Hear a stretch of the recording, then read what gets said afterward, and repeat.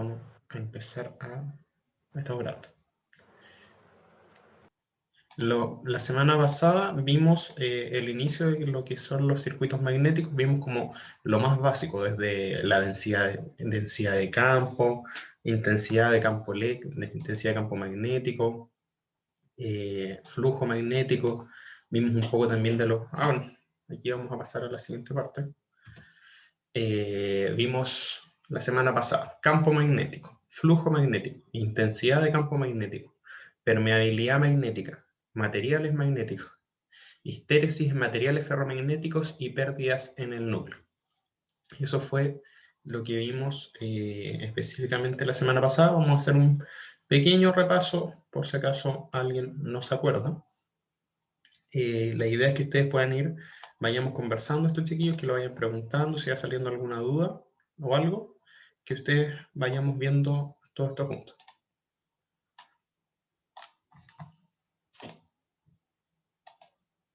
Bueno, vimos lo que era el campo magnético, o B, que también lo podemos ver como densidad de campo magnético. Esto tiene que ver con la cantidad de líneas de campo producida la cantidad de líneas de campo producida. Este se mide en Tesla, que es lo que vimos la semana pasada. Y aquí podemos ver que, por ejemplo, en todo este periodo se producen una densidad de campo o se produce un campo magnético, que son todas estas líneas. De ahí nos va a interesar ver, por ejemplo, el flujo, o qué se produce el flujo, por ejemplo, especialmente dentro de un núcleo. Entonces, ese flujo que nosotros vamos a definirlo como la densidad por metro cuadrado. O sea, el flujo magnético, perdón, el campo magnético por metro cuadrado. Entonces ahí vamos a obtener lo que es Weber, que sería el flujo, que sería nuestro flujo magnético, que es lo que vamos a ver acá. La definición que vimos la semana pasada del flujo magnético es bastante simple, sino que tiene que ver con esta densidad de campo, o campo magnético, por el diferencial de área. Entonces aquí vemos, por ejemplo, una figurita en donde tenemos este flujo, tenemos este campo magnético que está uniforme. Generalmente vamos a trabajar con campo magnético uniforme. Si se fijan, por ejemplo, si veíamos acá como que si esto no estuviera girando, si está así, se puede ver que es más o menos uniforme entre los puntos, por un diferencial de área. Y esto obviamente va a depender del área que sea perpendicular, en este caso a la línea de campo. Que si nosotros lo vemos así, con respecto a la normal, tiene que ser, como es con coseno, tiene que ser paralelo. Pero generalmente, esto nosotros, para las aplicaciones que lo vamos a ver acá en el curso, vamos a trabajar para estas aplicaciones, que siempre el campo está, en este caso, perpendicular al área. Por lo tanto, en este caso, este ángulo que está acá sería 0, y como es con coseno esto, me daría el máximo. Vamos a trabajarlo así, que siempre sea perpendicular al área transversal. Y, o sea, por lo tanto, en la línea normal va a quedar paralelo. Para todo el curso, entonces, principalmente esta ecuación, nosotros la vamos a trabajar como flujo como B por A, sin el coseno. De ahí vemos la intensidad de campo magnético, que la gobierna por la ley de Ampère. ¿Qué significaba la intensidad de campo magnético? Era el esfuerzo necesario por una corriente para ejercer un campo magnético. Y este se traduce, siempre es una integral cerrada, porque tiene que ser una vuelta cerrada. Generalmente se trabaja con un núcleo. También lo vamos a trabajar por el aire, porque el campo magnético hace líneas que son cerradas. Por lo tanto, siempre tenemos que ver el recorrido completo cerrado, en este caso para la intensidad de campo. De esto lo importante es que esta ecuación nos va a servir ahora para todo lo que es circuitos magnéticos y transformadores. También para máquinas también, pero no la vamos a ocupar tanto, pero máquinas rotatorias, pero principalmente para lo que tiene que ver ahora con circuitos magnéticos, esto nos va a servir mucho. Que esta intensidad de campo magnético, que es el esfuerzo necesario para generar un campo magnético, es H igual a n por i partido en ln, siendo ln el largo medio. Esta es una aproximación, como les decía la semana pasada, que vamos a trabajar, que es, vamos a trabajar con la longitud media del recorrido de este campo magnético, de esta intensidad. O sea, sería el recorrido medio. ¿Por qué lo trabajamos con el recorrido medio? Se puede hacer, obviamente, tomando cada punto, pero sería mucho más complicado. Bueno, eso puede ser mediante software. Hay software que los hacen, los que son los software de elementos finitos, que van tomando punto a punto. Por ejemplo, como FEM, o hay otros que son más especializados. Nosotros en el curso no los vamos a ocupar, pero es importante que sepamos que esta aproximación, generalmente cuando uno habla de aproximación, por ejemplo, de estos diseños para hacer transformadores o para hacer algunos otros circuitos magnéticos, generalmente están más o menos superior al 95% de exactitud. Tendríamos como un 5% de error, lo cual no es tanto considerando que se está tomando una aproximación de longitud media y otras aproximaciones más que se toman. Por ejemplo, como la aproximación de que todo el flujo, por ejemplo, producido en una bobina, se da la vuelta por el núcleo. Y también tenemos flujo enlazado, o sea, tenemos flujo disperso que no se va por el núcleo, sino que se va por el aire. Pero es lo menos, estamos hablando más o menos como cerca de un 1, un 2%, que es ese flujo disperso, que no es tanto a final de cuentas. Pero también existe, y es importante saber eso, que no siempre estos modelos son tan exactos. Después vimos lo que era permeabilidad magnética de un material. Representa la facilidad relativa para establecer un campo magnético en un material dado.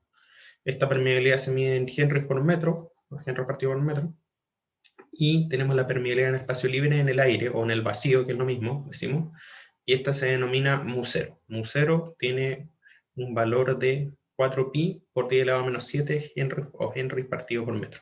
Lo cual, si se fijan, es una permeabilidad muy pequeña. Estamos hablando de algo muy, muy pequeño. Entonces, por eso cuando nosotros comparamos la permeabilidad de por ejemplo, un material ferromagnético que puede ser 2000, 4000 veces, 6000 veces la permeabilidad del aire, obviamente que como el símil a lo que sería un circuito eléctrico, donde la corriente tiende a ir por el camino de menor resistencia, obviamente acá, aquí pasa como al revés. O sea, no pasa al revés, sino que la reluctancia, o sea, perdón, la permeabilidad nosotros la tomamos al revés. Mientras mayor sea la permeabilidad sería como el símil a la conductancia, por ejemplo. En donde mientras más alta sea la permeabilidad, más, como dice el nombre, más permeable es el material y más fácil es generar un campo magnético en él. Y aquí tenemos un concepto que es el que más vamos a ocupar, que es el μr, o la permeabilidad relativa, que es la relación entre la permeabilidad de un material y la permeabilidad en el aire. Entonces, por eso nosotros decimos, por ejemplo, que la permeabilidad relativa de un material es, no sé, 6.000 veces. Entonces, 6.000. ¿Qué quiere decir eso? Que la razón, en realidad, quiere decir que sería estos 4pi por 10 a la menos 7 por 6.000. Ahí tendríamos la permeabilidad relativa de un material, permeabilidad relativa, porque tenemos la permeabilidad del material partido en la permeabilidad del aire. ¿Qué más vimos la semana pasada? La división de los materiales, como les decía, que podíamos tener materiales diamagnéticos, paramagnéticos y ferromagnéticos, donde los diamagnéticos hacen como una especie de magnetización negativa, pero siempre estamos hablando, bueno, eso pasa principalmente por la configuración mecánico-cuántica de los spin, como van girando, o sea, que en realidad no giran, nosotros decimos como que van girando, generan una fuerza que es diamagnética, que en realidad es una fuerza súper pequeña. Si nosotros vemos la susceptibilidad magnética de estos materiales, es del orden negativa, pero el orden del -5. Entonces, en realidad, estos materiales no ejercen una fuerza muy grande, y esta fuerza diamagnética generalmente se ve como no suprimida, sino que como que no se toma en cuenta en comparación cuando ya tenemos elementos que son paramagnéticos, porque el diamagnetismo está en todos los materiales. Tenemos diamagnetismo, todos los materiales tienen fuerza diamagnética, pero si comparamos, por ejemplo, un material paramagnético que tiene una permeabilidad relativa cercana a 1, en donde el XM es del orden del 10 a la menos 3, si ustedes le restan a este 10 a la menos 3 un menos, le restan el 10 a la menos 5, pucha, les va a seguir quedando algo de 10 a la menos 3, entonces no se ve muy afectado. Y luego ya tenemos los que nosotros nos vamos a concentrar, esto es más que nada como para que quede como registrado, que ustedes lo sepan que existen, pero los materiales que a nosotros nos interesan son los materiales ferromagnéticos. Los materiales ferromagnéticos son todos los materiales que vienen del hierro, o sea, las aleaciones que vienen del hierro mezclado con níquel, con cobalto, o con otros materiales que generan que tienen una gran susceptibilidad magnética, tienen un valor muy elevado, lo que genera un Moore relativo muy mayor a 1. Estamos hablando de un Moore relativo 2000 veces, 4000 veces, 6000 veces, aunque sea 1000 veces, es un Moore relativo muy grande. Entonces, estos materiales son los que nos van a servir para hacer circuitos magnéticos. ¿De qué nos sirven los circuitos magnéticos? Todas las máquinas eléctricas y los transformadores están basados en estos circuitos magnéticos y nos van a permitir acoplar obviamente magnéticamente elementos que nos van a permitir, por ejemplo, hacer un transformador o cómo gira al principio de una máquina. Todo nos sirve a través de estos materiales ferromagnéticos. Después aquí aparece, podemos ver, por ejemplo, aquí tenemos un núcleo, que esto nos va a servir para lo que vamos a empezar a ver ahora. Esto fue lo último que vimos, me parece, no, casi lo último que vimos, en donde vimos que teníamos una intensidad de campo magnético H, que es el esfuerzo de una corriente por establecer un campo magnético, y de ahí tenemos el B. Entonces nosotros podemos definir que nuestro campo magnético en un núcleo va a ser como la permeabilidad magnética por H. Ese va a ser la densidad de flujo magnético resultante producida por un material dado. Esto lo vamos a ver ahora ya más aplicado, ahora lo vamos a ver hoy día, ya con ejercicios, lo vamos a poder ver ya con más números. Esto es lo que es importante para hoy día.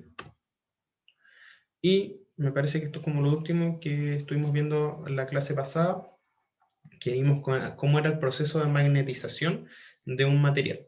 Entonces, según me recuerdo, la clase pasada vimos lo que eran, por ejemplo, los dominios magnéticos, que yo les decía que eran, por ejemplo, aquí, por ejemplo, tenemos una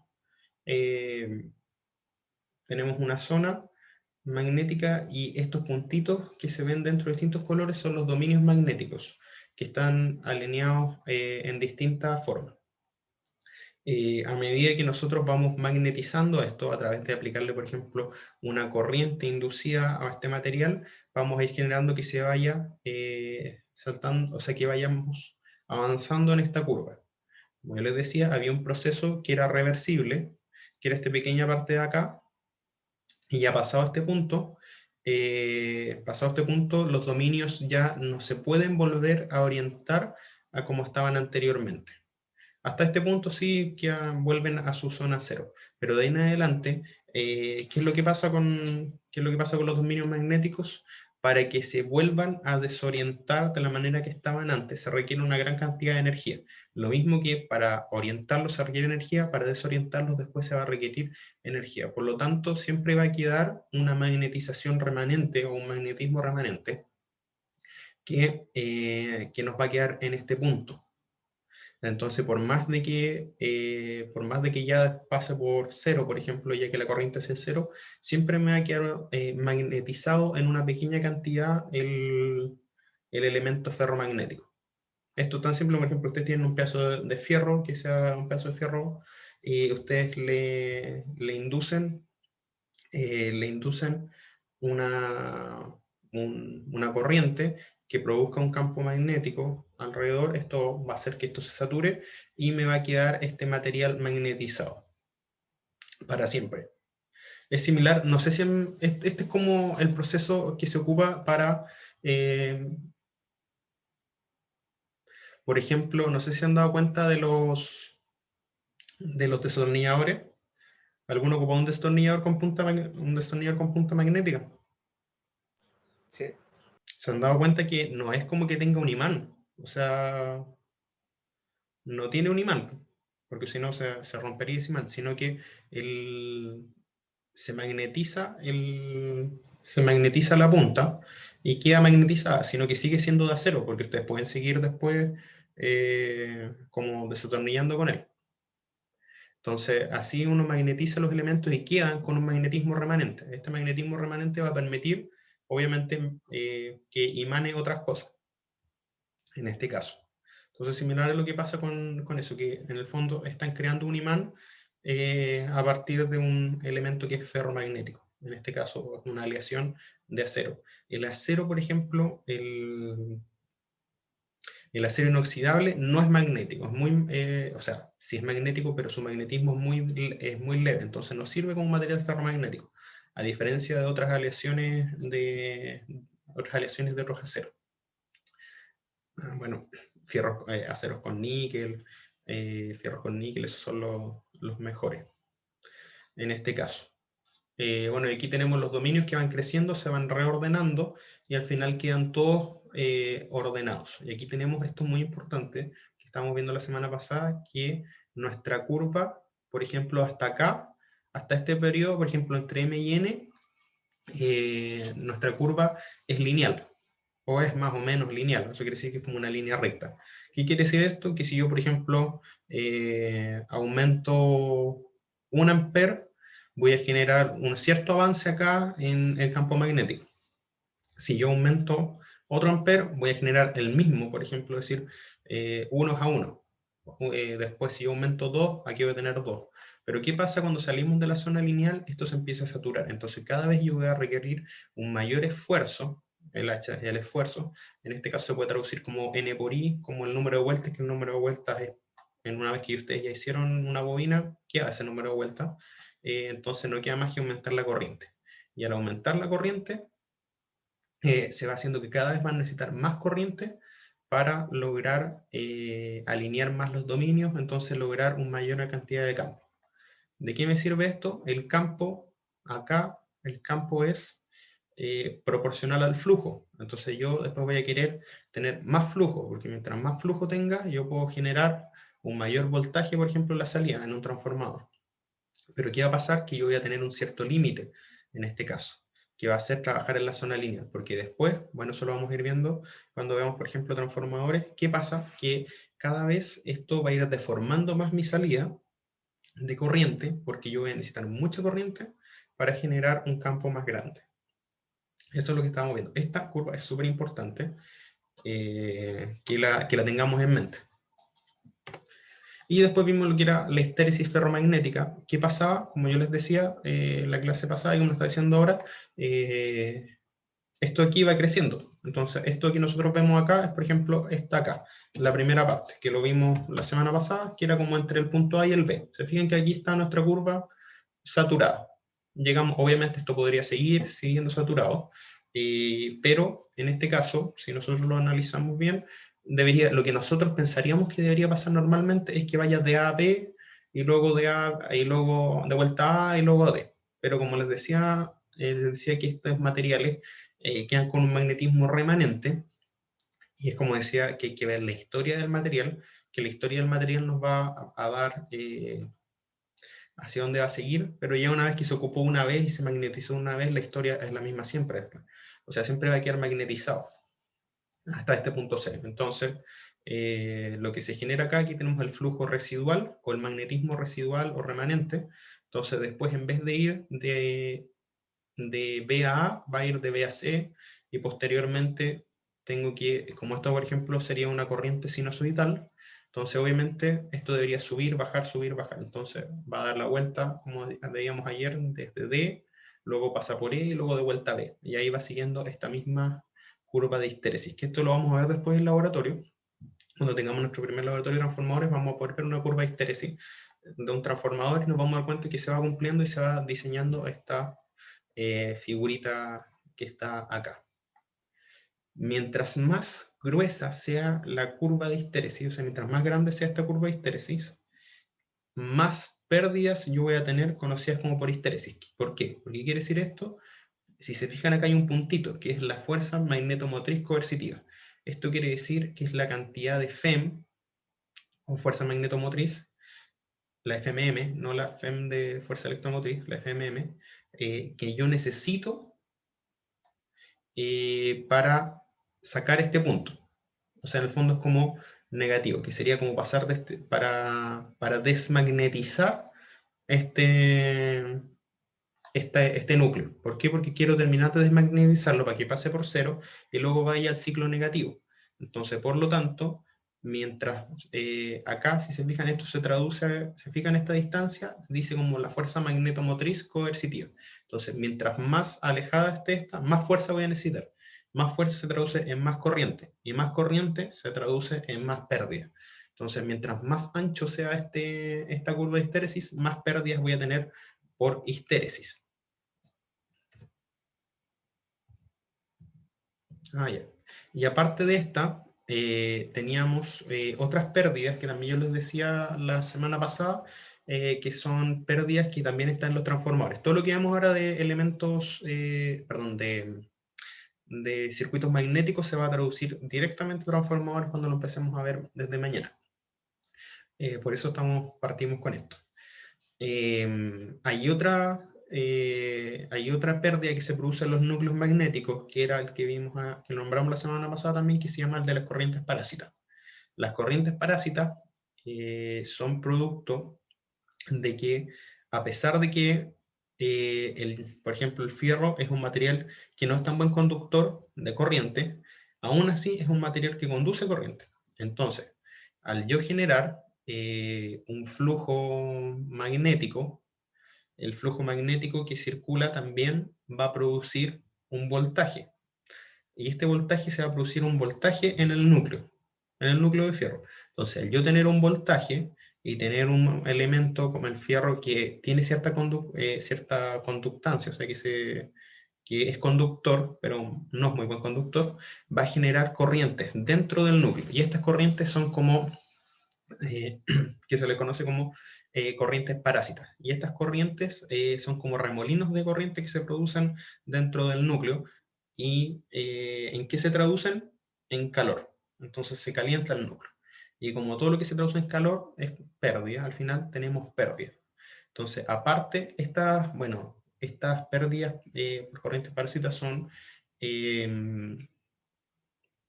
son proporcionales al flujo, pero son proporcionales de una manera no lineal. Entonces, también es ¿cómo decirlo? Es unas pérdidas que no son muy fáciles de calcular. Generalmente nosotros las vamos a trabajar como una aproximación, porque, como le digo, es una función del flujo magnético circulante en un núcleo, pero que a su vez tiene un comportamiento no lineal. Por lo tanto, nosotros generalmente vamos a agrupar estas pérdidas que se pueden calcular, generalmente hacer las pruebas prácticas de un transformador, después vamos a ver, se pueden encontrar estas pérdidas, pero estas pérdidas se agrupan en dos partes, en las pérdidas que se producen por la histéresis, que son acá, que esta fuerza magnetomotriz coercitiva, necesaria para hacer que se desmagnetice el núcleo, y que sería como, si lo vemos acá, como yo a partir de acá necesito una fuerza para volver a cero. Aquí yo lo comprendo mejor en esta curva que está acá. Y vamos a tener las pérdidas por corrientes parásitas. Estas dos pérdidas se agrupan en un conjunto de pérdidas que se les conocen como pérdidas en el núcleo. Y estas pérdidas en el núcleo nos sirven para los circuitos ferromagnéticos. Como me parece que les dije la semana pasada, ¿cómo lo hacíamos para minimizar estas pérdidas? Generalmente se le agrega, por ejemplo, silicio al material ferromagnético. ¿Para qué? Para que baje un poco su conductividad. Además, lo que más se hace, que es lo más común y lo que se hace en todos los transformadores, es que se lamina el núcleo. Esto quiere decir que un núcleo no es un núcleo sólido en sí, sino que tiene muchas láminas de fierro delgadas que están pegadas una con la otra, pero entre cada una hay una resina que es aislante. Entonces, por lo tanto, lo que hacemos nosotros es que en vez de tener un núcleo que sea como un material, o sea, un núcleo que sea sólido, vamos a tener muchas plaquitas unidas, pero que están aisladas entre una y otra. Este aislante permite que se produzca el mismo flujo magnético en el núcleo, que se haya la misma circulación de flujo magnético, pero hace que no haya una conducción eléctrica dentro del núcleo que sea mayor. Por lo tanto, estos remolinos que se producen por las corrientes parásitas, o sea, por el voltaje inducido dentro del núcleo, en vez de penetrar a través de toda el área del núcleo, sino que van quedando en estas capitas. Entonces, como en cada capita se va haciendo que cada vez estas corrientes sean más chicas y eh, por lo tanto no tienen mayor... no aumentan más. En este caso, se disminuyen mucho las corrientes parásitas de esa manera.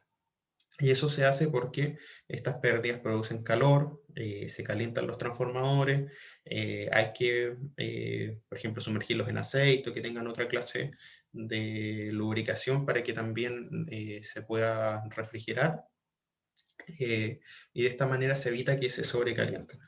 Ese es como, por ejemplo, lo que se podría decir de las pérdidas que pasan por histéresis y por corrientes parásitas. Y lo último que vimos también la semana pasada tenía que ver con la ley de Faraday. La ley de Faraday nos dice que yo voy a tener siempre un voltaje inducido cuando yo tenga un diferencial de flujo magnético. Si yo tengo un diferencial de flujo magnético en el tiempo, y también va a depender de n, que es el número de vueltas de la bobina. En este caso, por ejemplo, es una sola.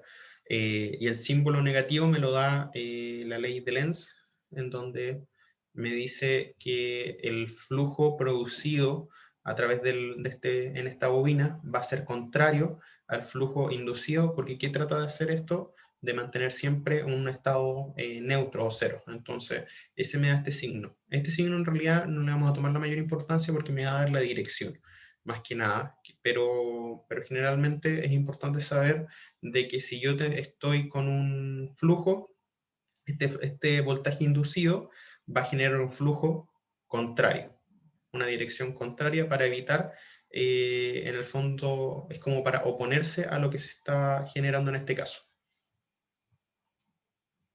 ¿Cómo vamos a ocupar todo esto? Ya, esto era como todo el background, era todo lo que necesitábamos saber. ¿Para qué? ¿Qué es lo que vamos a empezar a ver hoy día? Son ya circuitos magnéticos. Los circuitos magnéticos que vamos a ver hoy día, que es como la base para el funcionamiento de los transformadores, tienen un funcionamiento bastante similar a lo que son los circuitos eléctricos.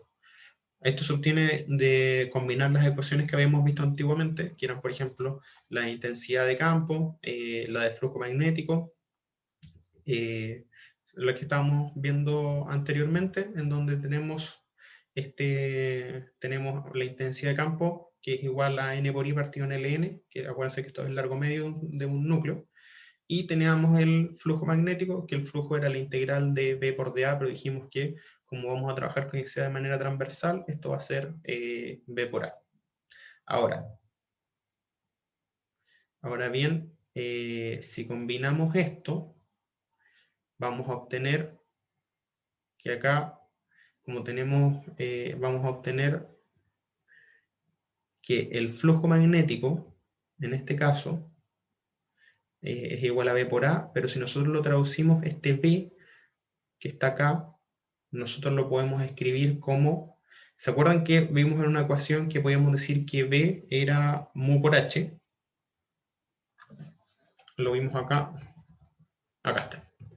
Que B era igual a mu por H. Esta ecuación me faltó colocar acá. Mu por H. Entonces, si yo tengo H acá, y yo tengo el área, entonces yo puedo escribir B como mu por A, perdón, como mu por H, y H lo puedo escribir como N por I partido en Ln. Entonces aquí me queda N por I partido en Ln, me va a dar el H, y si esto lo multiplico por mu, me va a dar B. Y si lo multiplico por el área, me va a dar el flujo magnético. Entonces, Esto nos va a servir para empezar a calcular el flujo magnético en un circuito magnético. El flujo magnético en un circuito magnético viene siendo el símil de la corriente en un circuito eléctrico. Así que si nosotros siempre queremos ver la corriente, vamos a tener que hacer, por ejemplo, con un circuito eléctrico nosotros siempre queremos encontrar la corriente. En un circuito magnético, ¿qué es lo que vamos a querer encontrar? El flujo.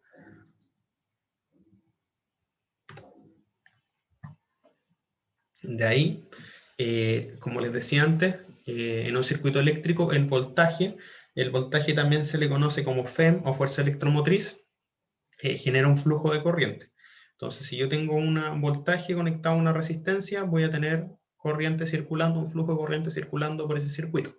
Ahora pasa lo mismo. Si yo tengo un circuito magnético, yo voy a tener una fuerza magnetomotriz, que es la FMM, o la fuerza magnetomotriz. La fuerza magnetomotriz es el símil al voltaje en un circuito eléctrico y funciona de la misma manera. La fuerza magnetomotriz, en donde tengo un circuito magnético que va a tener una reluctancia asociada, va a generar también un flujo magnético. La fuerza magnetomotriz se traduce como N por I, siendo N el número de vueltas de una bobina enrollada dentro de un núcleo, y siendo I la corriente que está circulando por esta bobina. Entonces esta corriente va a ser como la corriente base, y después yo voy a tener una corriente como aparente dentro de esto, que va a ser la suma, en este caso, perdón, la suma de todas las corrientes. Y en el fondo, si se fijan, cada bobina que está acá va a generar un campo magnético que se encierra y apunta hacia adentro.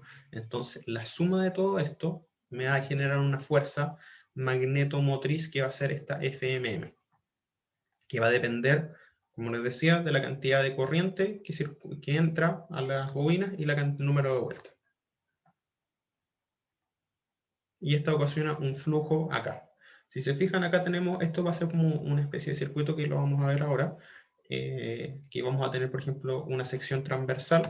¿Por qué? Porque acá, cuando nosotros queremos calcular el flujo, tenemos un área, el área de la sección transversal, tenemos N, si vamos para atrás, tenemos N, número de vueltas, tenemos I. Entonces, se fijan acá, N por I me da la fuerza magnetomotriz. Generalmente puede ser como F o FMM. Como quieran expresarla, está bien. Y acá vamos a tener el flujo asociado, y como también acá, el largo medio de nuestro núcleo. Después de eso, en la relación entre el voltaje y la corriente en un circuito eléctrico está dado por la ley de Ohm, V es igual a I por R, en forma semejante, se comporta de la misma manera. El flujo sería la FMM, o la fuerza magnetomotriz, sería igual al flujo por la reluctancia. La reluctancia se expresa como con esta R. Lamentablemente acá no lo puede dibujar de esa manera porque el editor de ecuaciones no permitía hacer esta R, pero es como con una R cursiva, para diferenciarla de la resistencia. La reluctancia en un circuito magnético es el homólogo de la resistencia en un circuito eléctrico. Y se mide en ampere vuelta por Weber, partido en Weber. Yo sé que la medida es un poco complicada, pero vamos a dar cuenta de dónde va saliendo esto. ¿De qué me sirve la reluctancia? La reluctancia es el símil a la resistencia en un circuito magnético. Entonces, ¿qué va a ser por ejemplo, qué va a ser el flujo? El flujo tiene el mismo comportamiento de la corriente. El flujo va a buscar el camino de menor reluctancia para moverse. En este caso, la reluctancia del aire es muy alta, es muy alta, y la reluctancia, por ejemplo, de un elemento ferromagnético es mucho más baja. O sea, en este caso, la reluctancia sería como un inverso del mu. Mientras más grande sea el mu, mientras más grande sea el mu relativo, más pequeña va a ser mi reluctancia. En este caso, es permanencia, no permanencia. Ya. En este caso, el símil, por ejemplo, que sería directamente proporcional a lo que estamos calculando con el mu, sería la permanencia. Es permanencia P, en donde la permanencia es similar a la conductancia en un circuito eléctrico, en donde la permanencia es 1 partido en R. ¿De qué nos sirve la permanencia? Que a veces cuando tenemos circuitos paralelos es más fácil trabajar con la permanencia que con la reluctancia. Pero es como lo mismo cuando uno trabaja con la conductancia en vez de trabajar con la resistencia, que es el inverso. Acá está. Por lo tanto, si nosotros multiplicamos la fuerza magnetomotriz por la permanencia, me va a dar el flujo, que sería lo mismo que dividir la fuerza magnetomotriz en la reluctancia. En este caso, esta F también debería ser una F como bien cursiva, para diferenciarlo. Todos los elementos que sean magnéticos se hacen como con letras bien cursivas para diferenciarlos de los circuitos eléctricos. Lo que tengo acá, que es bastante interesante, es una máquina que se llama máquina de reluctancia. ¿Habían escuchado hablar de la máquina de reluctancia?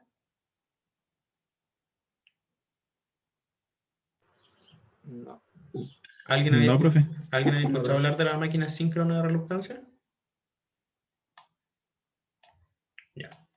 Les cuento un poco. A mí esta máquina me gusta mucho. Es una máquina que uno puede decir es más o menos nueva, que desde los años 70 más o menos, a 70, 80, se están empezando a hacer investigaciones con ella. De hecho, en la universidad tenemos una máquina de reluctancia muy similar a esta, es bastante similar si uno la ve por fuera. Ocupa el principio de la reluctancia para funcionar como motor. Y es muy interesante, ¿por qué? Porque por la geometría, ¿se fijan que tiene como una geometría como extraña acá? Que son como, que es como los elementos, o sea, como esto que se ve negro es aire entre medio. Y lo que se ve plomito es el material, que es un material ferromagnético. Entonces, se hacen con estas figuras que son como bastante como novedosas o extrañas, se puede decir. ¿Por qué? Porque se diseñan de tal manera, estos se diseñan a través de software se diseñan a través de software de elementos finitos para ver el comportamiento de cada como topología puede ser de cómo se diseñan estas máquinas. ¿Qué hace? Acá vamos a tener un estator que tiene un estator, que lo vamos a ver después cuando vemos máquinas, que tiene bobinas, igual como si fuera una máquina normal, pero el rotor está compuesto solo de fierro, o sea, fierro, un acero, de una aleación de acero, y con esta figura. Entonces, ¿qué pasa? Pasa que, por ejemplo, aquí yo voy a tener, como esto es un motor, voy a tener, por ejemplo, una corriente alterna circulando en cada bobina, y esto va a generar, como les decía, un flujo magnético, que es lo que estábamos viendo. Y el flujo magnético, ¿qué pasa con el flujo magnético? El flujo magnético busca el camino de menor reluctancia para cerrar su vuelta, como les estaba diciendo acá. Si lo vemos acá atrás, ¿se acuerdan que si yo estoy aquí generando un flujo, este flujo se podría ir por el aire, se podría ir por acá, dar una vuelta por cualquier parte? Pero ¿qué hace el flujo? El flujo busca el camino de menor reluctancia para generar su vuelta, entonces para cerrar.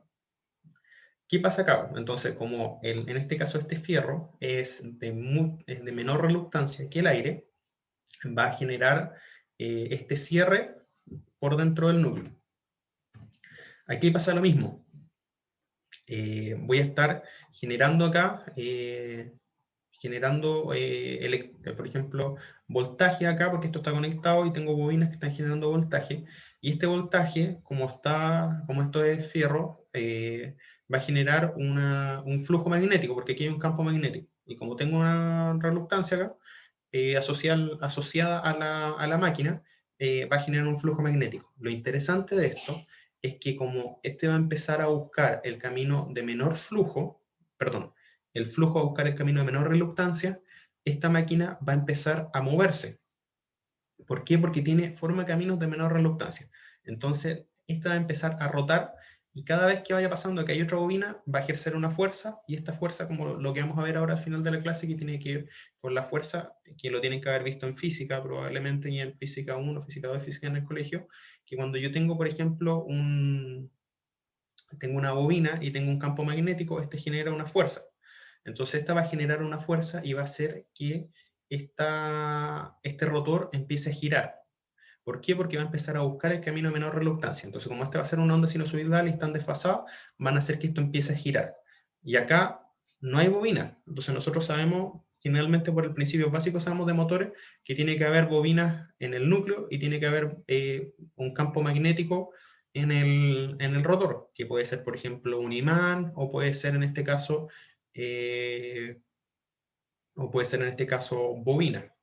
Pero acá no hay nada, hay solo fierro. Y por la geometría que tiene, este va haciendo que este va girando a medida que se va induciendo voltaje sobre ello. El flujo magnético va buscando el camino de menor reluctancia, y este va haciendo que este vaya girando. Y en el fondo se va acomodando para generar caminos de menor reluctancia. Y solo por la geometría. Entonces, a mí me gusta mucho, me parece muy interesante esto, porque como en el fondo, solo por la geometría del rotor, porque antes esto, solo por la geometría del rotor, este va a girar.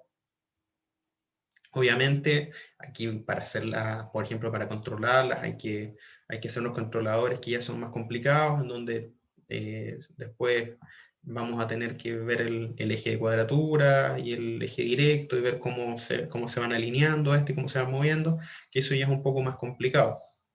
Pero el principio básico de esto es que a través de la geometría del fierro, en este caso la geometría del fierro, yo logro hacer que se logra hacer que este motor gire. Sin tener, por ejemplo, acá bobinas en el núcleo, que como vamos a ver que son todas las otras máquinas, que tienen bobinas en el núcleo, o en su defecto que tengan, por ejemplo, imanes.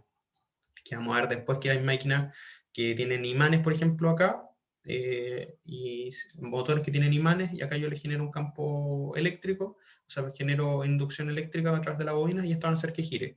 Pero en este caso tengo solo fierro. Entonces, ¿de qué se traduce esto? Que es mucho más barato, porque no tiene cobre, no tiene imanes, que los imanes en este momento son súper caros, porque los imanes se hacen con neodimio y otras tierras raras que casi todos se encuentran en China. Entonces hay un monopolio de los imanes.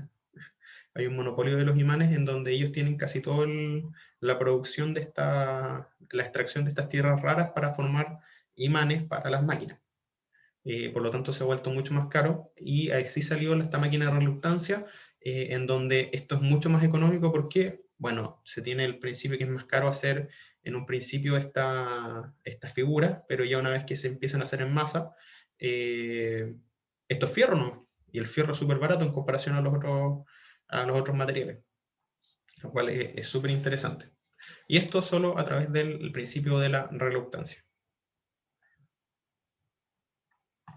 Así que es bastante interesante. Así que si después nosotros no vamos a ver máquinas síncronas en este curso, pero existen distintos tipos de máquinas síncronas, que después cuando veamos máquinas se los voy a explicar un pequeño avance cada una, pero sin ver las ecuaciones de cada una, pero casi todas funcionan o con imanes o con bobinas en el rotor. Y en este caso, que funcione solo con fierro, es como en el fondo la geometría hace que esto funcione, es como súper interesante.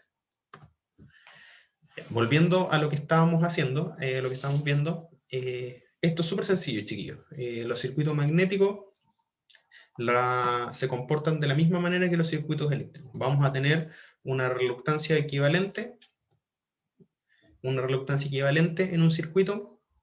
Si estas reluctancias están en serie, cuando se dibuja un núcleo, vamos a ver que es la misma forma cuando se dibuja un circuito eléctrico. Entonces, si las reluctancias están en serie, la reluctancia equivalente del circuito no va a ser nada más que la suma de las reluctancias individuales. ¿Por qué podemos tener distintas reluctancias en un núcleo? ¿Qué puede ser? Puede ser que, por ejemplo, el núcleo tenga una pierna que sea de menor ancho, por ejemplo, y eso va a hacer que la sección transversal sea menor. Ahí ya cambió. ¿Qué otro elemento podemos tener? Por ejemplo, que en las bases sea más grueso que en los pilares, que las piernas. O, por ejemplo, si hay un entrehierro. Nos vamos a dar cuenta que el entrehierro es cuando yo tengo una separación en este mismo núcleo, tengo una separación donde hay aire entre medio.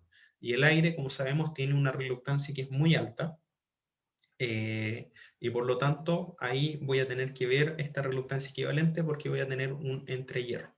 Vamos a igual a hacer unas pequeñas aproximaciones con el entrehierro. ¿Por qué? Porque el flujo que pasa por el entrehierro, a diferencia del flujo que circula por el núcleo, se va a dispersar un poco en el entrehierro. Eso me parece que...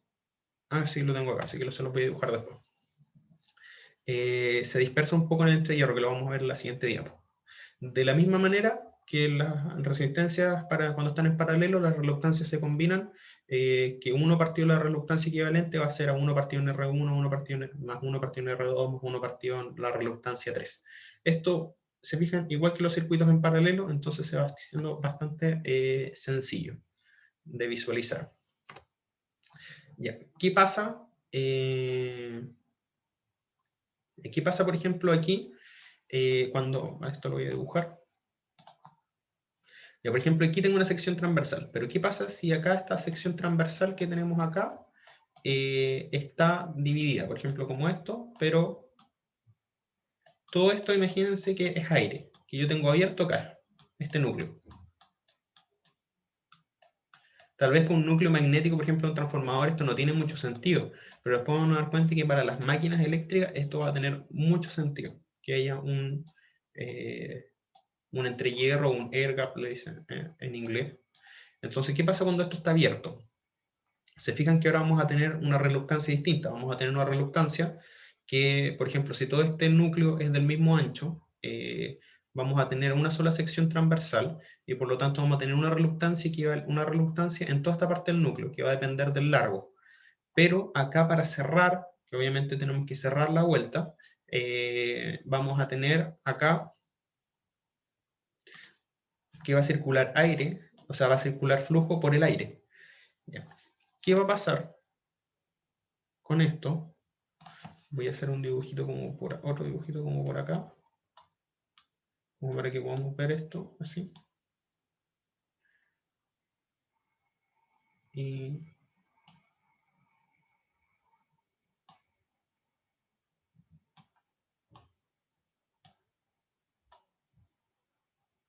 vamos a hacer algo así. Entonces vamos a dejar el flujo en rojo. El flujo normal tendríamos que tener una cosa así, ¿cierto?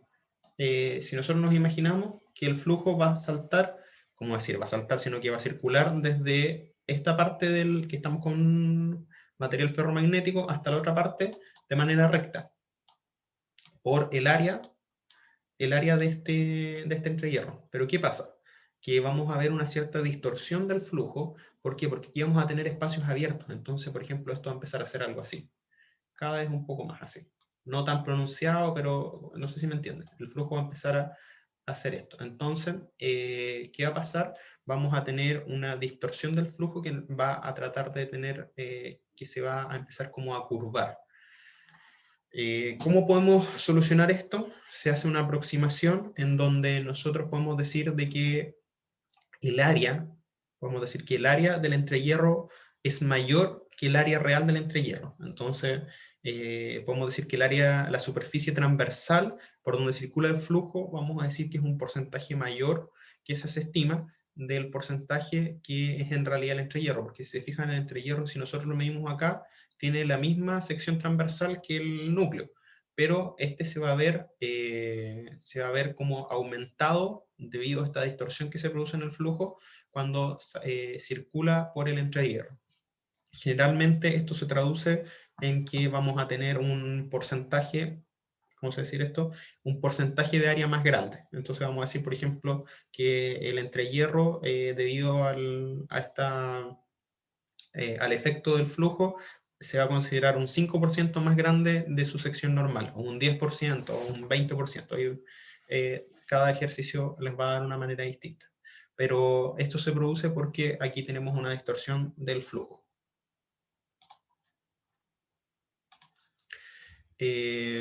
como les decía anteriormente, que todo esto se utiliza usando aproximaciones. En los mejores de los casos, esta aproximación está más o menos 5% del valor real. Lo cual, uno dice, puede decir, pero tenemos errores, pero lo cual, para hacer cálculos hechos a mano que se hacen con través de aproximaciones, es bastante exacto.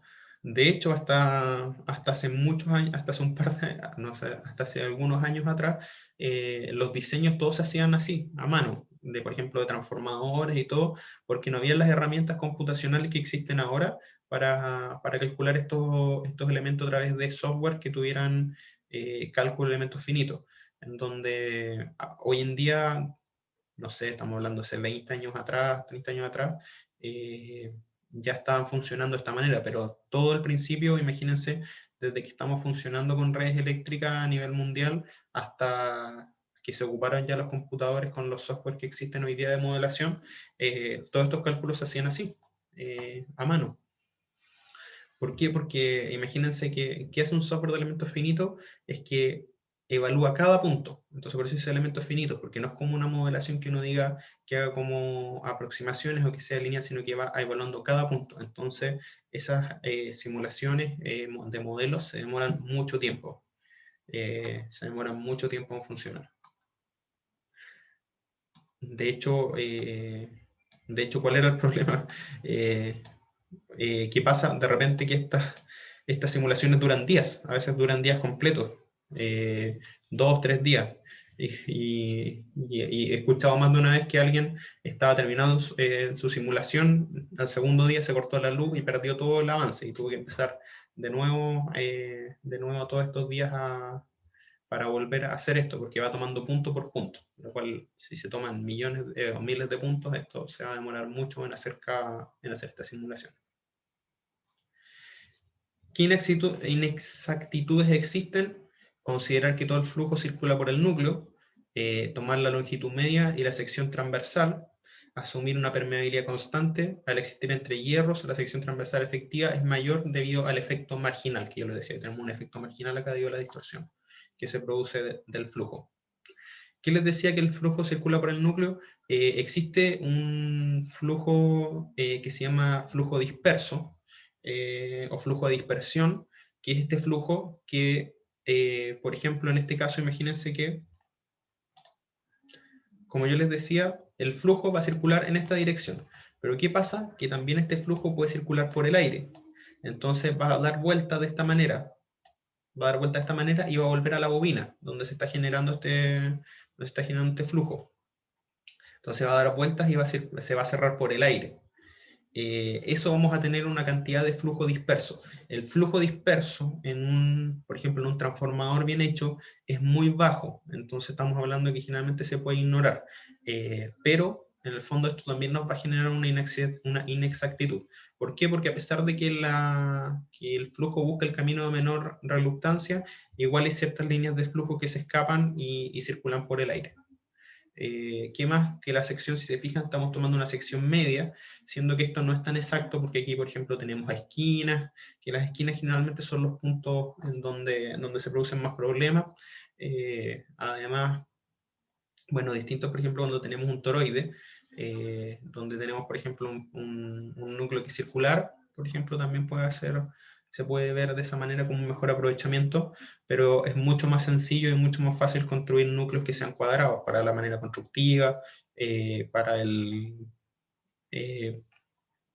porque es más barato hacerlo en masa, es mucho más sencillo de montar que todos los núcleos sean cuadrados. De hecho, casi todos los núcleos de los transformadores son cuadrados. ¿Qué más? Y una sección transversal efectiva. O sea, acá tenemos que la sección transversal tiene que ser la misma, pero generalmente igual tenemos algunas inexactitudes a la manera de que sea cuando es construido el núcleo. Voy a borrar esto, dibujito. Ahí sí.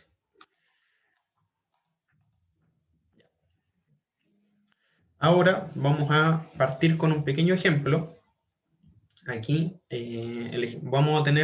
voy a hacer yo primero este ejemplo que es bastante simple y después les voy a dejar unos minutos para que hagamos otro ejercicio que es un poquitito más complicado. No es muy complicado, es un poquitito más difícil. Les voy a dar unos minutos para que ustedes traten de resolverlo con los principios que hemos visto y cómo lo vamos a aplicar ahora.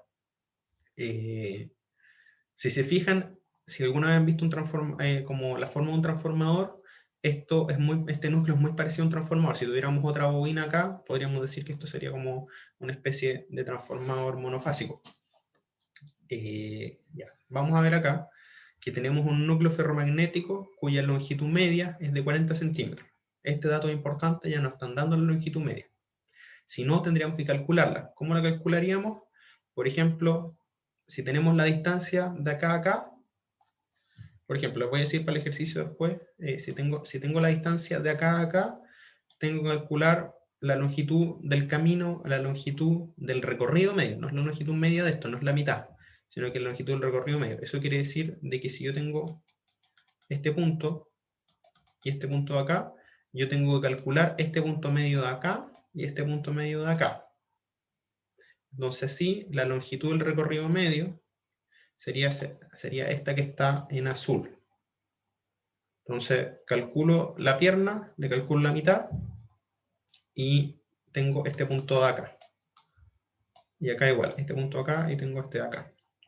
Ahora bien, ¿qué pasa en este caso? Lo mismo. Tengo acá la mitad, tengo que medirla y este va a ser este punto medio y va a recorrer acá. Entonces, si ustedes, por ejemplo, si yo les doy las medidas, que va a ser el ejercicio siguiente, ustedes tienen que encontrar esa longitud media.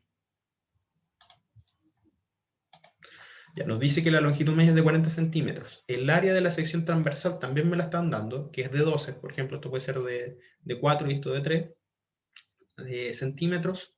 Entonces, de 12 centímetros cuadrados. Y la permeabilidad relativa del núcleo es 4000 veces. O sea, me está diciendo que la permeabilidad relativa es 4000. Y tenemos una bobina de alambre de cobre en el núcleo que tiene 400 vueltas. Entonces ya nos están dando el número de vueltas. Dada esta información, encuentre aquí la reluctancia total del camino del flujo. Ya tenemos que encontrar la reluctancia de este núcleo. En este caso no hay entrehierro, así que solo el núcleo. Y la corriente requerida para producir una densidad de flujo de 1 Tesla en el núcleo. Ojo acá, no tenemos la corriente, pero nos dicen cuál es la densidad de flujo. Perdón, la densidad de flujo. No nos están diciendo la densidad de flujo magnético. No nos están dando el flujo magnético, sino que nos están dando la densidad de flujo magnético que nosotros queremos tener en el núcleo, que va a ser de 1 Tesla.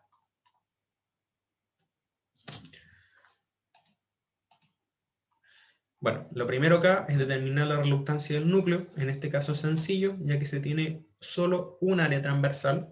En este caso tenemos una sola. Si por ejemplo este tuviera acá, se los voy a dibujar porque esto les va a servir para el ejercicio que vamos a hacer después. Algo así, por ejemplo, imagínense. Lo voy a dibujar acá.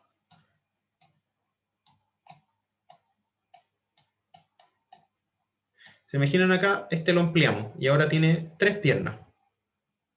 Entonces, por ejemplo, entre esta pierna, por ejemplo, entre esta y esta, estarían, por ejemplo, en paralelo. ¿Se fijan? Ahora estamos cambiando el circuito porque aquí se dividiría el flujo. Entonces aquí tendríamos un flujo y acá tendríamos otro. Entonces, entre esta pierna y esta pierna, aquí, por ejemplo, tendríamos en paralelo. Entonces esto, en vez de ser uno solo, tendría acá una reluctancia R1 y una reluctancia R2, si yo le agrego otra pierna. ¿Se entiende, chiquillos, eso? Sí. Sí, profe. ¿Sí? Ya, súper. Entonces aquí, esto para que lo entiendan, que por ejemplo todo esto está en serie. Acá. Y acá, por ejemplo, si aquí lo cambiáramos, tendríamos que agregar, porque tendríamos esta parte de acá y esta parte. No, se podría hacer como una y una. No habría problema. Entonces tendríamos 2 reluctancias. Ya. Ahora, este caso es sencillo, ya que se tiene una sola área transversal. Acá tenemos tenemos la FMM, o la fuerza magnetomotriz, que es N por I, en donde ya conocemos el número de vueltas, pero no conocemos la corriente, y esta dirección de flujo, y queremos encontrar la reluctancia. Sabemos que la reluctancia va a ser el largo medio partido, el largo medio del recorrido del flujo, partido en mu por A. Y ya este es, lo vamos a ver ahora. ¿No?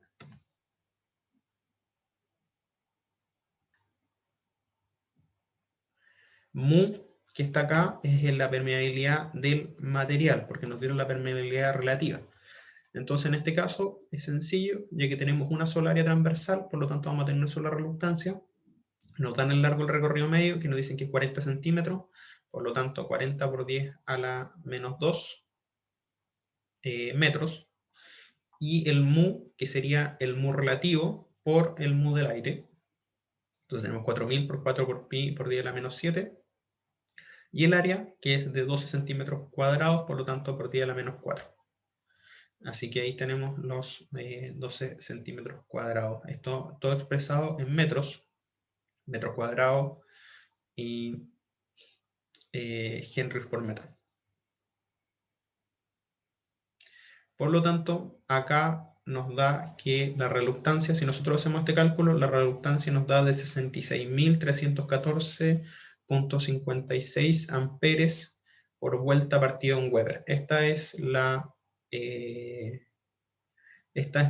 nuestra medida de reluctancia.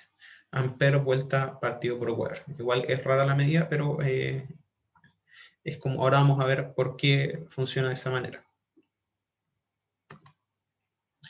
Bueno, sabemos que existe una relación, ya tenemos la reluctancia, tenemos el primer apartado que nos dice que tenemos una reluctancia total del camino del flujo, hierro más entre hierro.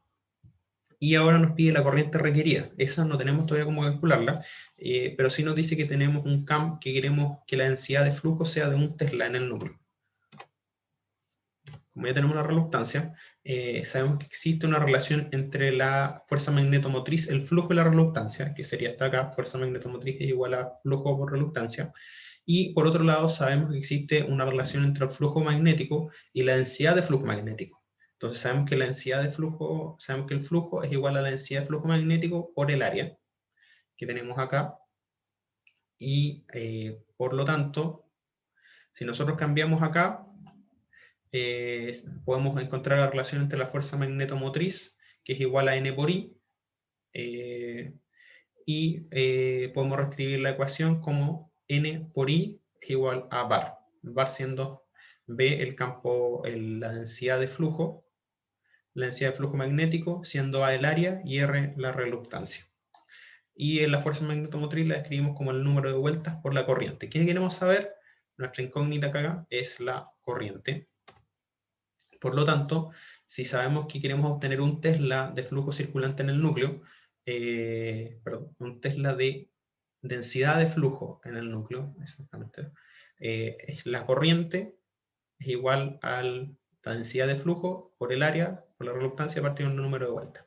Aquí, ojo, que nos vamos a dar cuenta bien cómo funciona la nomenclatura, porque tenemos un Tesla y lo multiplicamos por 12 por 10 elevado a menos 4 metros cuadrados, y lo multiplicamos por la reluctancia, que era 66.314.56 amperes por vueltas partido en Weber. Ahora, si ustedes buscan, vamos a darnos cuenta que Tesla por metro cuadrado, si nos damos cuenta atrás, B por A es el flujo, siendo B estando en Tesla y A en metros cuadrados. Entonces sabemos que Tesla por metro cuadrado es igual a Weber. Entonces, si yo multiplico acá Tesla por metro cuadrado, se me van a ir los Weber y me va a quedar amper vuelta. Y lo divido abajo por 400 vueltas y me va a quedar, se van las vueltas y me va a quedar solo todo esto en amperes. Entonces, multiplicamos y nos va a quedar todo esto en amperes y nos da que necesitamos una corriente de 0.1989 amperes para generar un campo magnético de 1 Tesla, una densidad de campo magnético de 1 Tesla en nuestro núcleo ficticio que estábamos desarrollando. ¿Se entendió, chiquillos, el ejemplo?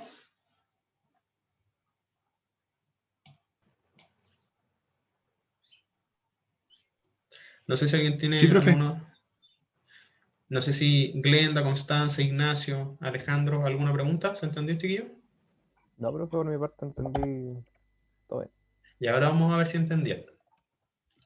Profe, yo tengo una duda. ¿No serían 3 tramos? O ¿Dónde? sea, al principio cuando calcula la reluctancia, Acá. calcula solamente una. Ya. Sí, Buena pregunta, Ignacio. sería como la fuente y no sé, como 3 tramos, veo yo, pero no sé la verdad. En realidad son cuatro, pues. Si te fijas acá, Sí, o sea, 1, 4, 2, 3, 4, ¿cierto? claro. Ya. ¿Qué pasa acá? Que aquí me van a decir que la sección transversal de todo el núcleo es de 12 centímetros cuadrados. Entonces, toda esta tiene esta misma sección transversal, que está acá, que sería esta sección transversal A, que es de 12 centímetros cuadrados. Ahora vimos que la reluctancia era el largo medio por mu por A. Entonces, si yo tengo que en todo el camino tengo la misma sección transversal, yo puedo asumir que tengo una sola reluctancia equivalente. Porque si te fijas, todo tiene la misma área. Entonces, como todo tiene la misma área, no tengo que hacer más dividir la reluctancia, porque si quieres, tú la puedes dividir.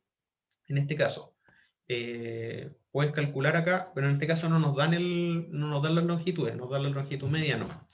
Pero como en este caso, como tenemos, tú podrías, si te dieran las longitudes, que vamos, lo que vamos a hacer ahora, podrías separar los tramos. Te darías cuenta que te va a dar la misma reluctancia si tú las sumas después, porque estas todas estarían en serie.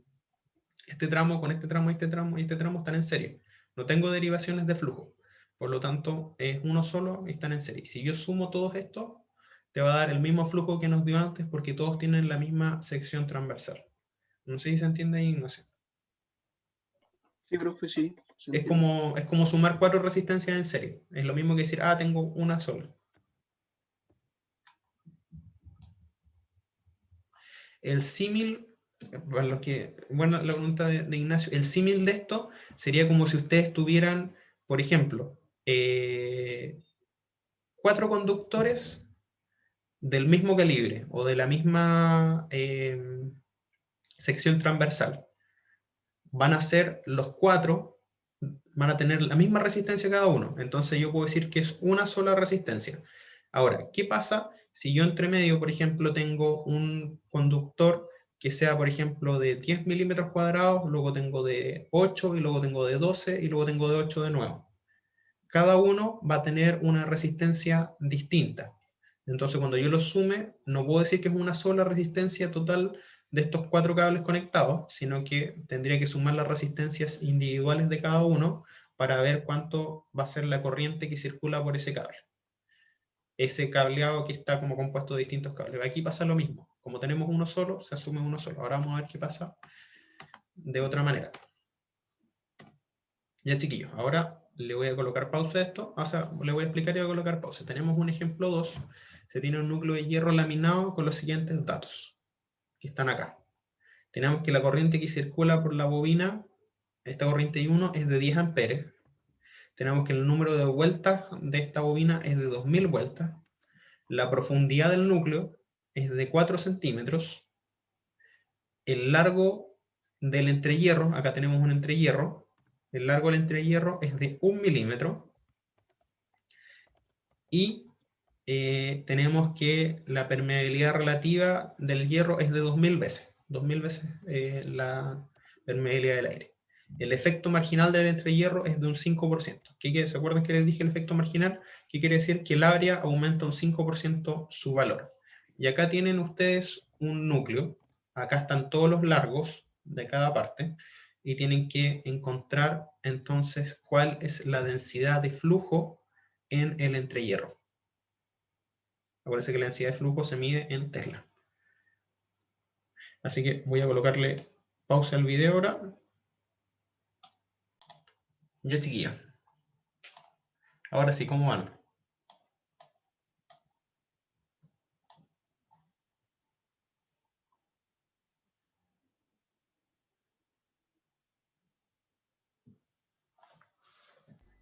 Aquí vamos haciendo algunas cosas, pocas. Ya vamos a ir viendo ahora. Bueno, como les decía antes, para que quede grabado también, si alguien quiere ver después el video, acuérdense que íbamos a hacer 4 caminos de reluctancia, 4 caminos del flujo.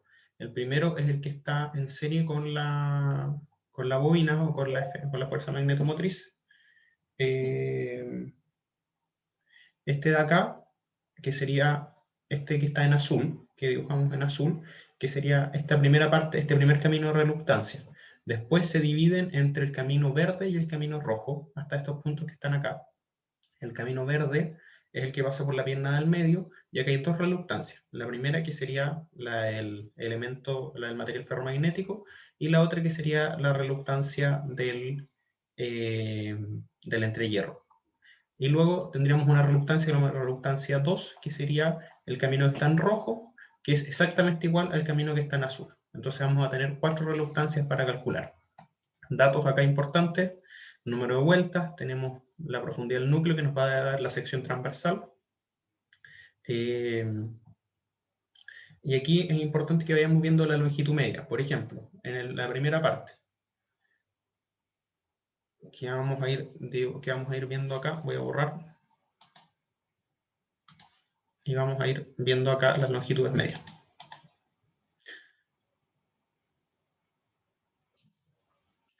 Entonces, tenemos que ver este camino que es completo acá. Este camino que es completo acá. Y este no llegaba acá, llegaba hasta donde estaba la primera línea. Entonces, vamos a tener que ver acá. Acá tenemos 4, pero como es la longitud media, tenemos 2. Acá 8 es completo, y acá tenemos que tomar la longitud media. Vamos a tomar esta pierna hasta acá, y no hasta acá arriba, sino que hasta acá. En este caso, igual daría lo mismo como nosotros lo viéramos. Pero acá, la primero tenemos 2, 8, 2. Y de acá hacia arriba tenemos 2, porque es la mitad. De ahí tenemos 12 y tenemos 2, que sería esta de acá. Ahí luego, acá donde dice 12, se repite este de acá, que sería 2, 8, 2. Entonces ahí completamos esta C, que está acá, que la vamos a hacer hasta este punto que está acá. Ahí tendríamos el R1 en el largo medio. Profe, ¿Sí?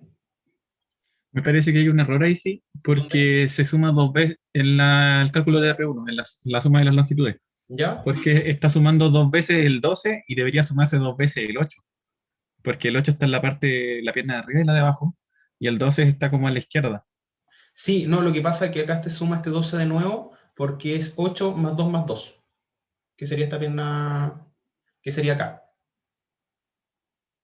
Ah, ya, Es comprendo. como, en vez de volver a colocar 2 más 8 más 2, le puse el 12, ¿no? Vale, profe. No sé si se entiende.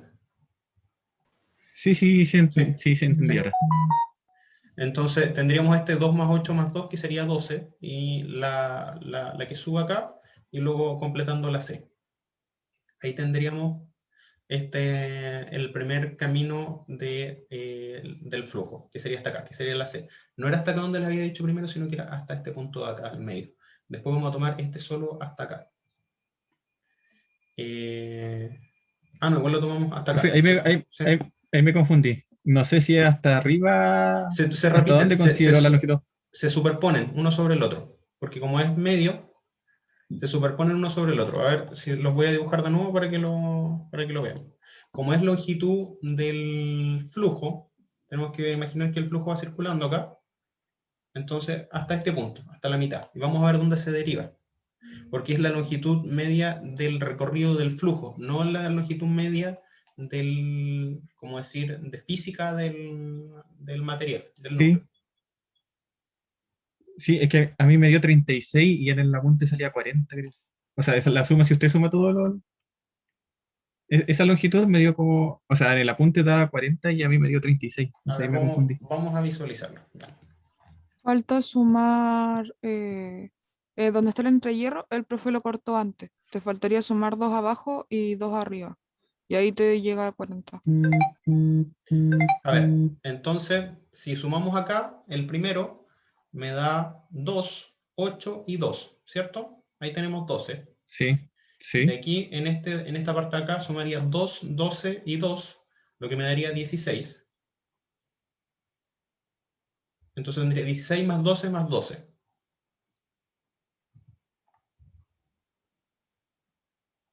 ¿Cierto? Ahí me perdí, profe.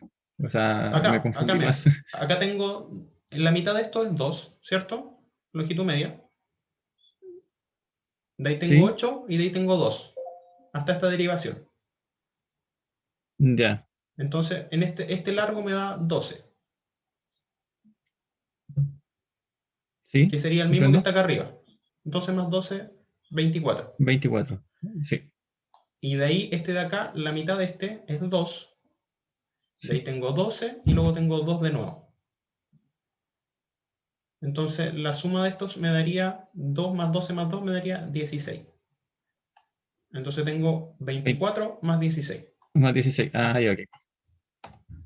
Que sería esto, voy a borrar ahí el dibujito. Ah, no, no, acá por si acaso tenemos que ver otra cosa. Ya. Y por 10 a la menos 2 porque esto está en centímetros. Y luego me dice la densidad, el mu, que sería 2000, la permeabilidad relativa o la permeabilidad del aire. Y acá me dice que estamos viendo que es 4 por 4, que me dice que es la profundidad del núcleo. Entonces la sección transversal sería de 4 por 4 centímetros. Entonces por 10 a la menos 4 metros cuadrados.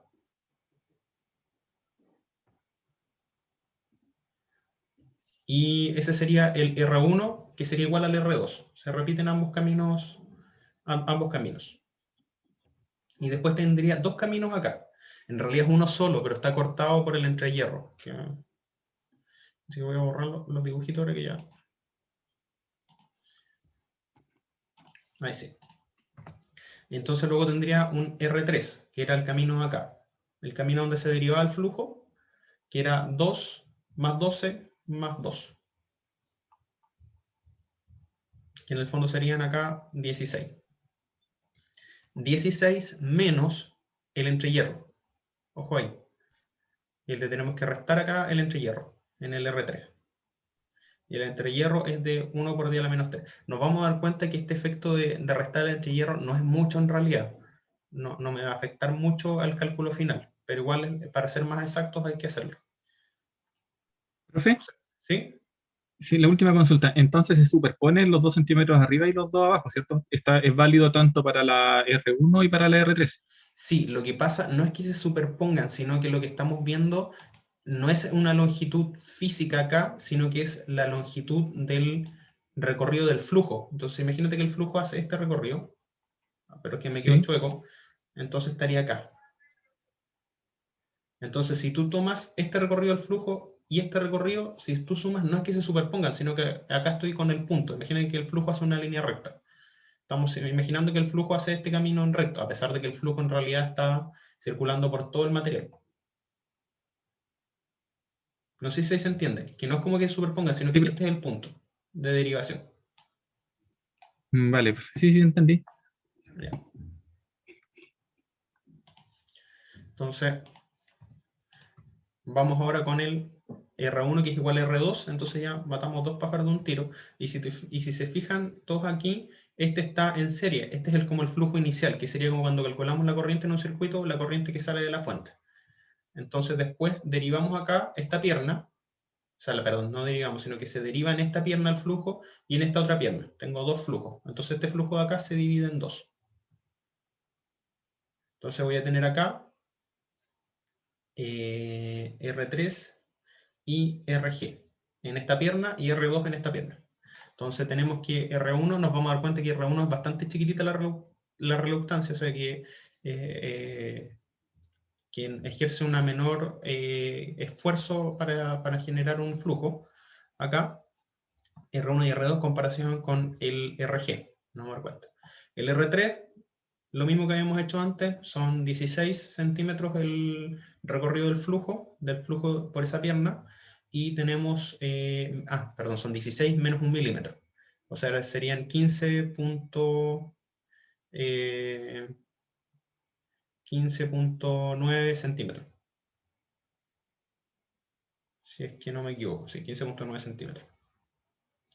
Y acá tenemos lo mismo, se repite el proceso y nos va a dar que la reluctancia R3 es chiquitita, porque obviamente tiene un menor recorrido que la R1 y la R2. Pero ahora nos vamos a dar cuenta qué pasa con la reluctancia en el entrehierro. Entonces, si usted hace los cálculos, debería darle estos mismos valores. 39.540.1 amperes vuelta partido en Weber. ¿Qué pasa acá con el RG? Tenemos 1 milímetro de entrehierro. Tenemos 1 milímetro de entrehierro. Y este milímetro de entrehierro... A ver, ¿cómo podría... Esto me da como una idea. ¿Cómo podríamos ver el entrehierro en la realidad? ¿Cuándo tenemos entrehierro en circuitos magnéticos? ¿Han ocupado alguna vez un amperímetro de tenaza?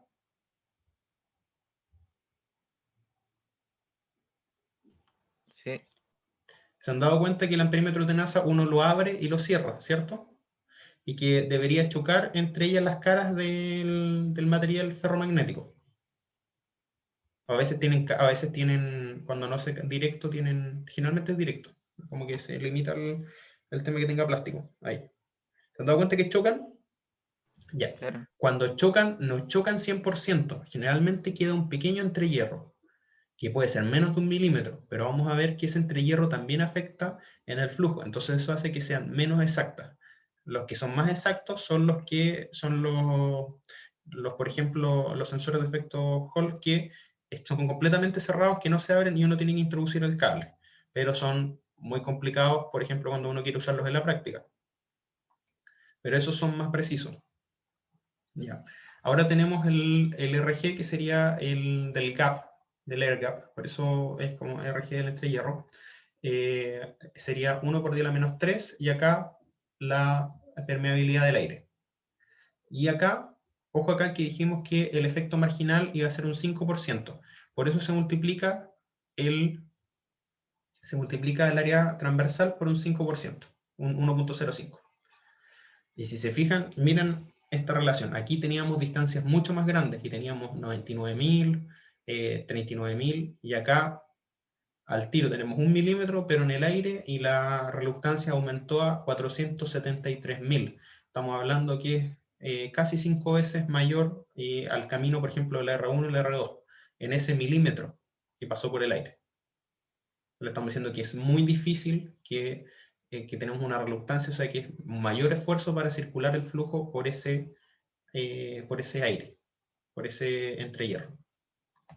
Y después de esto hacemos mallas, podemos decir mallas magnéticas. Podemos hacer mallas magnéticas en este caso para encontrar el flujo. Como el comportamiento es el mismo que la corriente, hacemos 2 mallas. Y acá tenemos el N y tenemos el I, ¿se acuerdan? El N son 2000 vueltas y el I me dice que circula, son 10 amperes. Por lo tanto, aquí tenemos la fuerza magnetomotriz y tenemos 2 flujos. Entonces vamos a tener un flujo 1. Este flujo 1 que va a circular por acá va a ser el flujo total que sale de la fuerza magnetomotriz, de la bobina, y vamos a tener acá la derivación. Entonces el flujo 2 va a ser el que circula por la reluctancia 2 por la segunda pierna, y el flujo que circula por esta pierna, que es la que nos interesa, va a ser el flujo 1 menos el flujo 2. Ya, por lo que si desarrollamos, tenemos acá, desarrollamos esto, nos queda de la siguiente manera. Aquí ustedes pueden hacer el sistema de ecuaciones, o sea, hacer el desarrollo. Yo me salté directo esto para no escribir tanto en el apunte, pero tenemos este sistema de ecuaciones.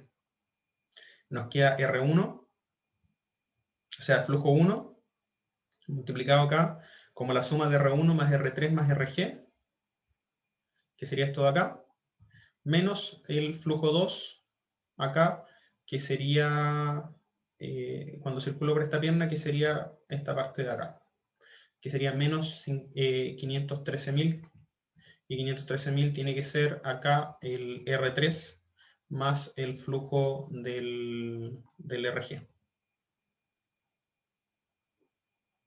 Y eso me va a dar igual aquí a 2.000. Perdón, a 2.000 perdón, a 20.000, que 20.000 eran los 10 amperes por las 2.000 vueltas. Y después hacemos la malla por el otro lado. Después hacemos la malla por el otro lado y nos queda estos valores. De ahí aplicamos sistema de ecuaciones, como ustedes quieran hacerlo, se resuelven uno primero el otro. En este caso yo lo coloqué en la calculadora para resolver el sistema de ecuaciones de manera más rápida, y nos da como resultado que el flujo 1, del flujo de la malla 1, así como me da 0.1094 Weber, y el flujo 2 nos da acá 0.09165 Weber, lo cual tiene mucho sentido. Acuérdense que este flujo de acá es el principal, y este sería como el derivado en una de las piernas. Ahora bien, flujo 1 menos flujo 2 nos da 0.017.76 Weber, lo cual tiene mucho sentido, porque acuérdense que el flujo busca el camino de menor reluctancia, y esta pierna tiene mucho más reluctancia que esta pierna, por lo tanto esta pierna debería tener más flujo que esta.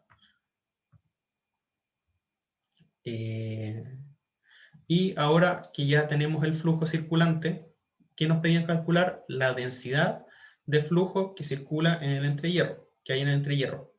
Entonces queremos medir cuántos Tesla hay en el entrehierro. Entonces ahora sabemos que, ya que tenemos el flujo, sabemos que es B por A por coseno de phi. El coseno de phi asumimos que es 0 en este caso.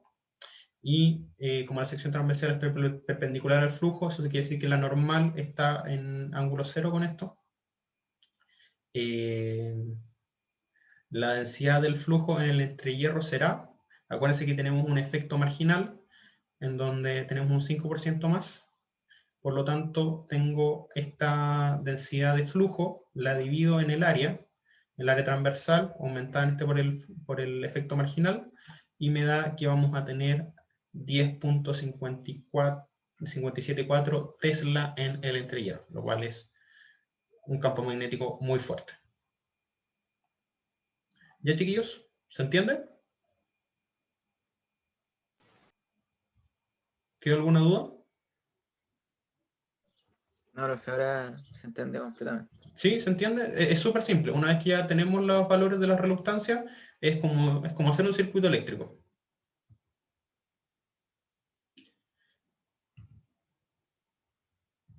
Ahí está, son 47. Este es 39. Ya. Entonces, eso sería, ahí encontraríamos, por ejemplo, la densidad de flujo en el entrehierro. Y tenemos cuánto va a ser el flujo. Acá en Weber. Ojo que acá estamos tomando así como un valor, le estamos dando como un valor. Imagínense que esto es corriente, estos 10 amperes son en alterna, entonces todo esto va a ser en alterna. Ya. Ahora, otro ejercicio cortito, que este sí que es cortito. Vamos a ver ahora qué pasa cuando esto nos va a servir también para los conceptos básicos de un transformador.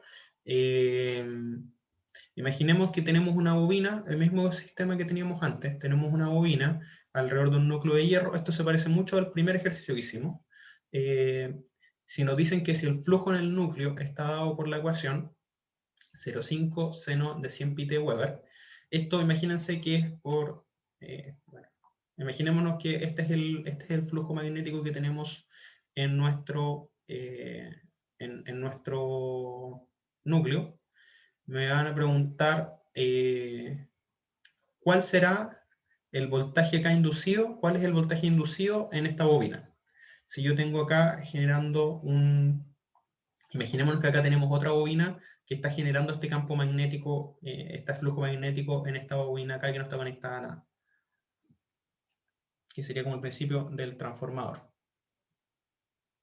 Ahora bien, este 100 pi t, imaginemos que es algo que está funcionando a 50 Hz.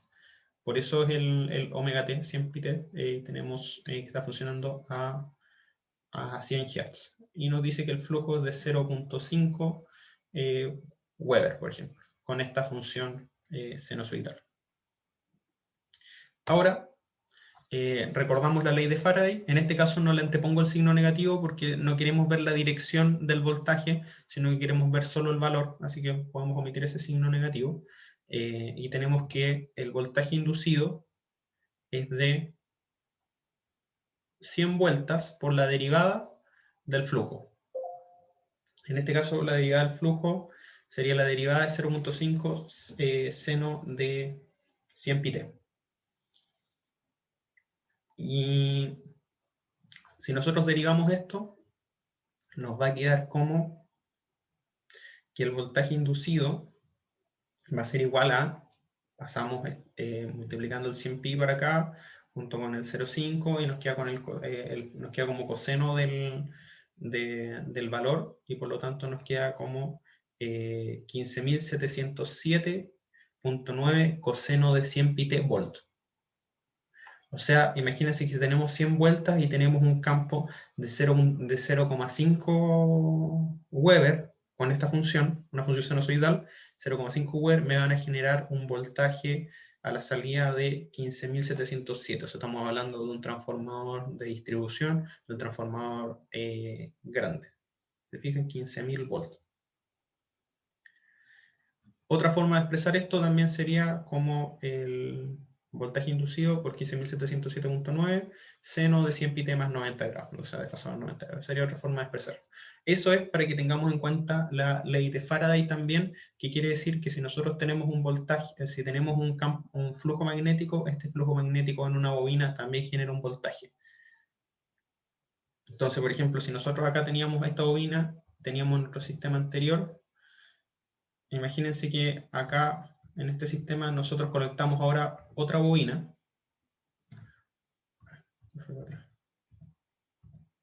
Conectamos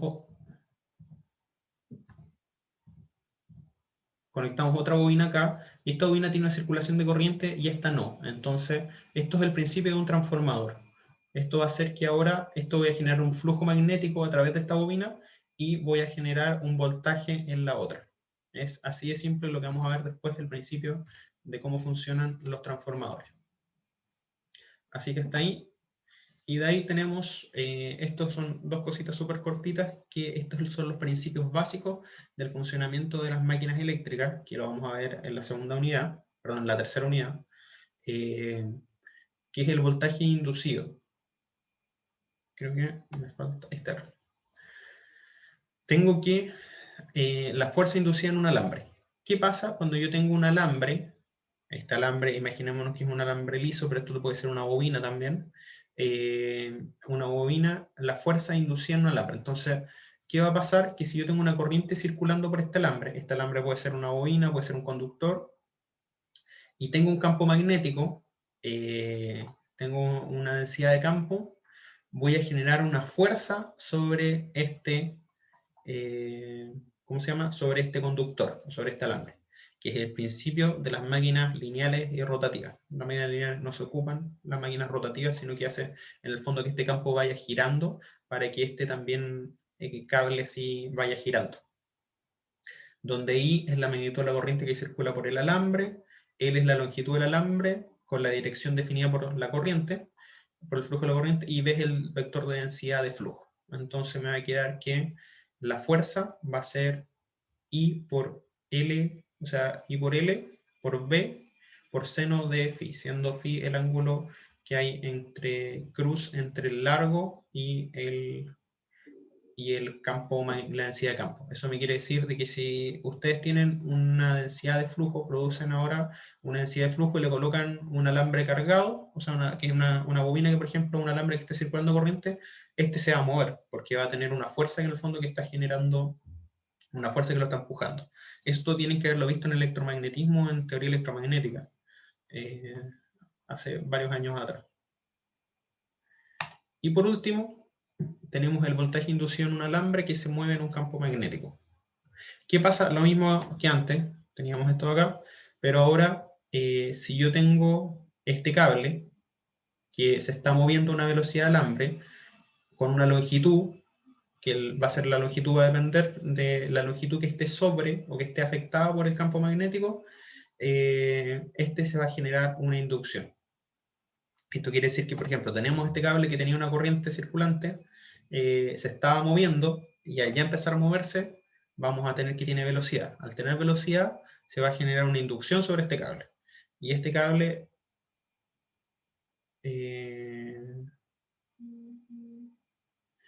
se me quedó la fórmula de la parte anterior. pero se me quedó la fórmula en la parte anterior. Pero esta fórmula va a ser igual que esta, sino que va a ser que E va a ser igual a B velocidad por el campo magnético por L por seno del ángulo entre ellas.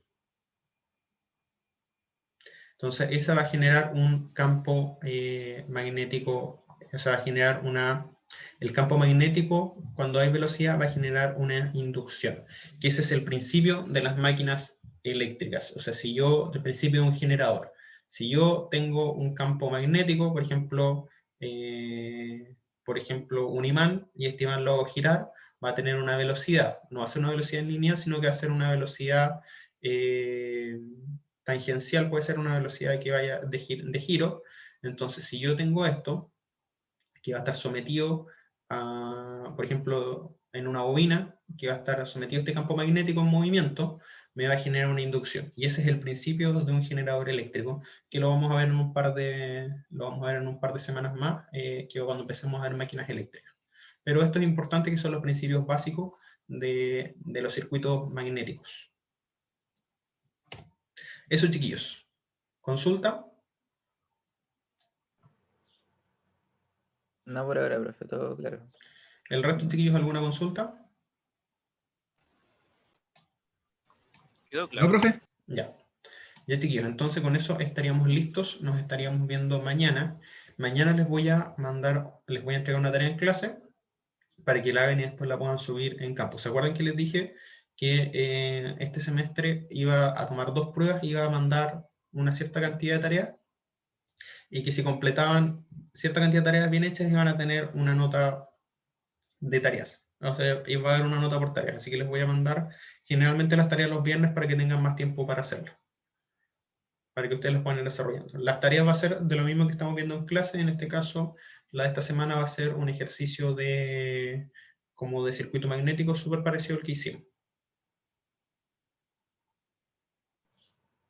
Profe, ¿las clases las está subiendo a algún canal en especial o no? Sí, tienen que suscribirse al canal de YouTube, que se los mostré la clase pasada. Se llama Clases Máquinas 2 para Electrónicos. A ver, espérenme, lo voy a buscar para compartirlo, para que lo vean. Denme un segundito y lo busco acá en...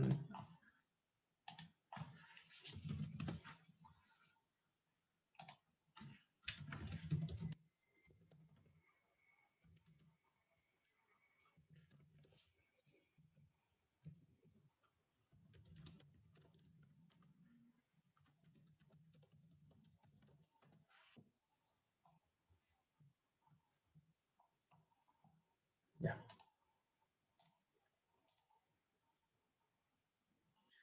Está súper fácil de encontrar. Se llama Clases Máquinas Eléctricas para Electrónicos. Vale, lo voy a buscar antes. Y ahí está. Ya está la clase 1 de que vimos la semana pasada y hoy día les voy a subir la clase 2. Voy a hacer promoción con este video. Ya, chiquillos, nos estaremos viendo mañana y cualquier duda me van consultando nomás. Ya ¿Profe? la subí. ¿Sí? El apunte de la clase, no, el apunte que estamos viendo en clase no es el mismo que iba a mandar, ¿verdad? Sí, sí es el mismo. No, me refiero a que como lo tenía en redes, que era un documento aparte, y Ah, los sí, sí PPT de la está en clase eran está en otra cosa. campus. Está en la unidad ¿En 2, qué creo. parte? En ¿Cómo? la unidad 2. No, está en la Unidad unidad 1 y 2. 2. Ah, sí, Es donde que en la dice... unidad 1 solo me aparece los apuntes de profes anteriores. Ah, no, está en la unidad 2 donde están transformadores. Ah, ya lo encontré. Sí, es lo mismo que vemos en clase, son los mismos ejercicios, la misma materia, solo que está más ordenado. Obviamente las figuritas y los dibujitos son distintos, no se puede imprimir un GIF.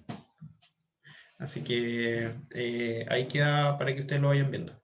Lo único que creo que hoy día agregué estos 2 ejercicios, agregué 2 ejercicios que no están en el apunte, que eran como los 2 más fáciles, el de la inducción y el primero que era como ejemplo. Así que eso, chiquillos. Así que nos estamos viendo mañana. Que les vaya bien. Y cualquier cosa me pueden consultar por el grupo de Slack, que también está, así que no se han inscrito. O si no, por correo. Ya, profe. Ya, profe, Bueno, gracias. Nos vemos. Nos vemos. Chao, chao. Profe. Chao, profe. Chao, profe. Chao, profe. Profe.